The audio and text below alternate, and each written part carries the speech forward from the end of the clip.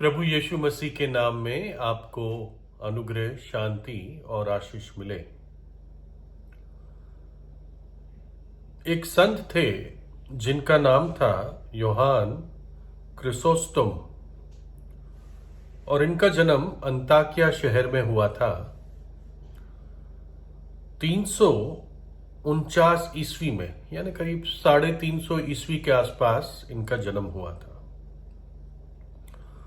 और योहान के जन्म के बाद ही इनके पिता का देहांत हो गया और उनकी मां ने ही उनको पाला पोसा। मां बहुत ही प्रभु को भय मानने वाली स्त्री थी और उसके प्रभाव में योहान भी बहुत परमेश्वर का भय मानने वाला व्यक्ति होकर बड़ा हुआ और वो काफी गंभीरता से बाइबल का अध्ययन करता था। 350 ईस्वी थी, बाइबल कंप्लीट हो चुकी थी। करीब 200 वर्ष 250 वर्ष पहले बाइबल करीब कंप्लीट हो चुकी थी। तो योहान इतने गंभीर थे कि उन्होंने बहुत सादगी का जीवन बिताने का निर्णय लिया, एक त्याग का जीवन बिताने का निर्णय लिया। जब योहान की मां मर गई तो वो जंगल में चले गए और वहां पर एक सादे और त्याग के जीवन के बारे में कई चीजें लिखी उन्होंने। और कुछ सालों बाद वो एक गुफा में एकदम खामोशी में रहने के लिए चले गए, जहां कंप्लीट उनको खामोशी मिले। और 2 साल तक वो गुफा में रहे। मैं ये नहीं कह रहा हूं कि भूखे प्यासे रहे, लेकिन उनका निवास स्थान गुफा में ही था। लेकिन फिर उनकी तबीयत थोड़ी खराब होने लग गई, तो वापस उनको शहर में आना पड़ा। 386 ईस्वी में, यानी करीब जब वो 36 साल के थे, तो उनको याजक माना गया और तब उनको ये नाम मिला क्रिसोस्टोम, जिसका अर्थ है सोने के मुंह वाला, जिसका मुंह सोने का है। क्यों? क्योंकि अद्भुत संदेश वो प्रभु यीशु के बारे में देते थे। तो लोग उनकी जबान या उनका मुंह सोने का है ऐसा कहते थे और उस भाषा में उस चीज को क्रिसोस्टोम कहते थे। तो परमेश्वर के वचन के लिए जो उनका प्रेम था और जो उन्होंने संदेश तैयार किए थे, वो भी किताबों के रूप में आज भी मिलते हैं। आप अमेज़न पे ढूंढ सकते हैं। तो एक समय की बात है कि योहान क्रिसोस्टोम को रोमी सम्राट के सामने लाया गया। जैसे मैंने बताया था कि शुरुआत में कई सारे रोमी सम्राटों ने प्रभु यीशु के विश्वासियों को बहुत तंग किया, बहुतों को मारा, मरवा दिया, बुरी तरह मरवा दिया, सिंहों को सामने डाल दिया, गले कटवा दिए, जला दिया, क्रूस पर चढ़ा दिया। ऐसे कई प्रकार के उपद्रव प्रभु यीशु के विश्वासियों पर आते रहे। तो योहान क्रिसोस्टोम के सामने भी ऐसी परीक्षा आई और इस राजा ने कहा कि मैं तुझे यहां से तड़ीपार कर दूंगा। तो तब योहान ने कहा कि तू मुझे कहीं भी तड़ीपार नहीं कर सकता, क्योंकि ये पूरी दुनिया मेरे पिता की है, यानी मेरे परमेश्वर पिता की है। तो इस दुनिया से बाहर तू मुझे कहां भेज पाएगा? तो राजा ने कहा मैं तुझे मार दूंगा, है ना, तुझे मृत्यु दंड दूंगा। तो योहान ने कहा तू मेरे जीवन को छीन नहीं सकता, क्योंकि मेरा जीवन यीशु मसीह के साथ परमेश्वर में छिपा हुआ है, सुरक्षित है।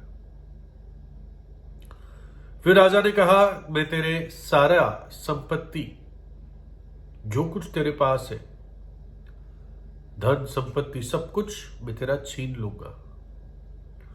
तो यूहन्ना ने कहा यह भी तू नहीं कर सकता क्योंकि मेरा धन स्वर्ग में है और मेरा मन उस धन पर है। और फिर उसको आखिर में कहा कि मैं तुझे दूर भेज दूंगा जहां पर तेरा कोई मित्र, कोई जानकार नहीं होगा। काला पानी जैसे कहते हैं, भेज दूंगा ऐसी जगह पर। तब भी यूहन्ना ने कहा, तू ये भी नहीं कर सकता क्योंकि मेरा स्वर्ग में एक ऐसा मित्र है जिससे तू मुझे कभी अलग नहीं कर सकता। तो इसलिए हे राजा, मैं तुझे चुनौती देता हूं कि तू कोई भी ऐसी चीज नहीं कर सकता जिससे तू मुझे चोट या दर्द पहुंचा सके, है ना। तो यूहन्ना क्रिसोस्टम ने यह बात क्यों कही कि मेरे पास एक ऐसा मित्र है स्वर्ग में जिससे तू मुझे कभी अलग नहीं कर सकता। ये इसलिए कही क्योंकि बाइबल हमें ये बात बताती है। रोमी 8 में, कौन हमको मसीह के प्रेम से अलग करेगा? क्या क्लेश या संकट या उपद्रव या अकाल या नंगाई या जोखिम या तलवार? इनमें से कोई भी चीज हमें प्रभु यीशु मसीह के प्रेम से अलग नहीं कर सकती, क्योंकि मैं निश्चय जानता हूं कि ना मृत्यु, ना जीवन, ना स्वर्गदूत, ना प्रधानताएं, ना वर्तमान, ना भविष्य, ना सामर्थ, ना ऊंचाई, ना गहराई और ना कोई और सृष्टि हमें परमेश्वर के प्रेम से जो हमारे प्रभु यीशु मसीह में है अलग कर सकेगी। कोई भी चीज जो सोची जा सकती है वो एक विश्वासी को प्रभु यीशु के प्रेम से अलग नहीं कर सकती। संसार में जो प्रेम होता है वो कई बार मृत्यु पर खत्म हो जाता है।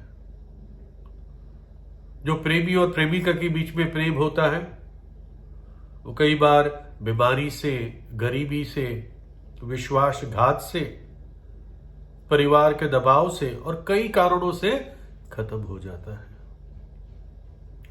दोस्तों के बीच का प्रेम खत्म हो जाता है, पति पत्नी के बीच में प्रेम खत्म हो जाता है, लेकिन परमेश्वर का प्रेम हमारे प्रति अनंत काल का है। वो कहता है यिर्मयाह में की पुस्तक में, मैंने तुझे अनंत काल के प्रेम से प्रेम किया है। और उसी प्रेम की खातिर जो परमेश्वर हमारे प्रति रखता है, उसने कलवरी के क्रूस पर अपना प्राण दिया मुझे और आपको बचाने के लिए। हमारे पाप और पाप की सजा और श्राप अपनी देह पर उसने कलवरी के क्रूस पर उठा लिया। उस 3 किलो के जरिए वो क्रूस पर टांग दिया गया और हमारे लिए अपना बलिदान देकर अपना बहुमूल्य लहू क्रूस पर बहा दिया। वो मृतकों में से तीसरे दिन जी उठा जीवित परमेश्वर है। इसलिए यूहन्ना क्रिसोस्टम कह पाया, मेरा एक ऐसा मित्र है, ऐसा जीवित मित्र है जिससे राजा तू मुझे कभी अलग नहीं कर सकता। और अगर तू मुझे मार देता है राजा तो मैं उसके पास ही पहुंचूंगा, इसलिए तू मेरे जीवन को नहीं छीन सकता। उसके कहने का अर्थ यह था। तो इसलिए जो भी व्यक्ति पाप से कायल होता है, जो अपने आप को पापी समझता है, अपराधी समझता है, वो क्रूस की ओर विश्वास से देखे और उसको देखे जिसने तुमसे प्रेम किया और तुम्हारे खातिर अपनी जान दे दी। प्रभु यीशु पर विश्वास कीजिए, उससे प्रार्थना कीजिए। वचन कहता है, प्रभु यीशु पर विश्वास कर तू और तेरा घराना बच जाएगा। प्रभु यीशु आपको आशीष दे।